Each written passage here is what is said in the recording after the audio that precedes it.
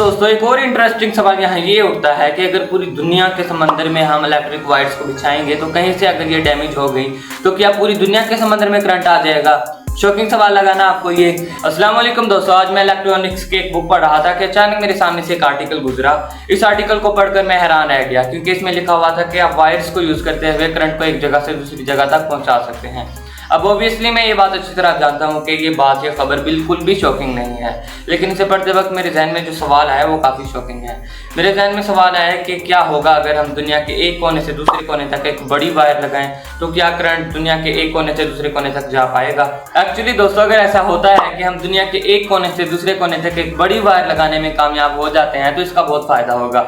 दुनिया के तमाम ममालिक एक दूसरे के साथ सिर्फ एक वायर के साथ कनेक्ट होंगे और जब इस वायर को सहारा डेजर्ट में मौजूद एक बड़े सोलर पार्क के साथ कनेक्ट किया जाएगा तो लिटरली पूरी दुनिया के तमाम ममालिक को मुफ्त में इलेक्ट्रिसिटी मिलेगी। वैसे मैंने इस चीज़ को अपने सहारा डेजर्ट वाले वीडियो में एक्सप्लेन किया है, आप इस वीडियो के बाद उस वीडियो को भी देख सकते हैं। तो आज के वीडियो के बारे में बात कर लेते हैं। दोस्तों एक बार आप खुद इमेजिन करके देखो, एक बार खुद अंदाजा लगा कर देखो कि अगर पूरी दुनिया में इलेक्ट्रिसिटी को फ्री कर दिया गया तो कितना ज़्यादा प्रोग्रेस आएगा। इनडायरेक्टली अगर ये कहा जाए कि ये इलेक्ट्रिसिटी की इजाद ही थी जिसके बाद इंसान की तरक्की का सफर शुरू हुआ तो ये बात गलत नहीं है।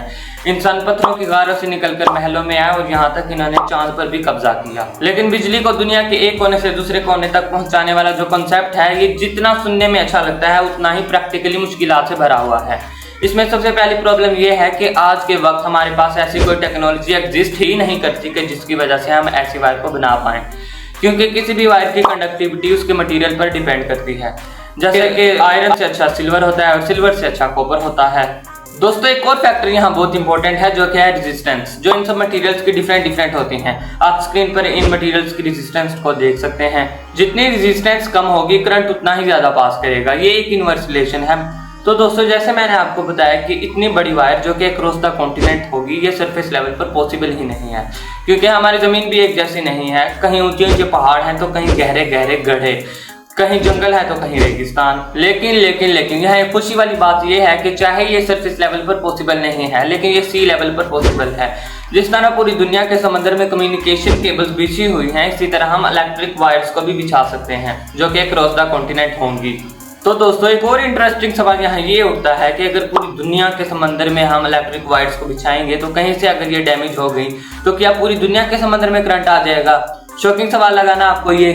तो इसका आंसर है कि हाँ, समंदर में भी करंट आ सकता है।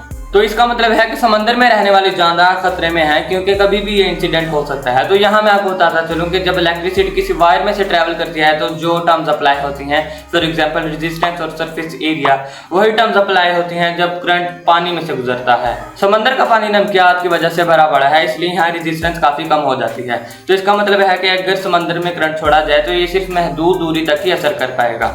तो उम्मीद है मुझे कि आज का वीडियो आपको इन्फॉर्मेटिव लगा होगा। इसे अपने दोस्तों के साथ शेयर करें और अगर आप जानना चाहते हैं कि किस तरह सहारा डेजर्ट में सोलर पैनल्स लगाने से पूरी दुनिया के इलेक्ट्रिसिटी की रिक्वायरमेंट्स को पूरा किया जा सकता है तो ये वीडियो पर क्लिक करें। बहुत शुक्रिया।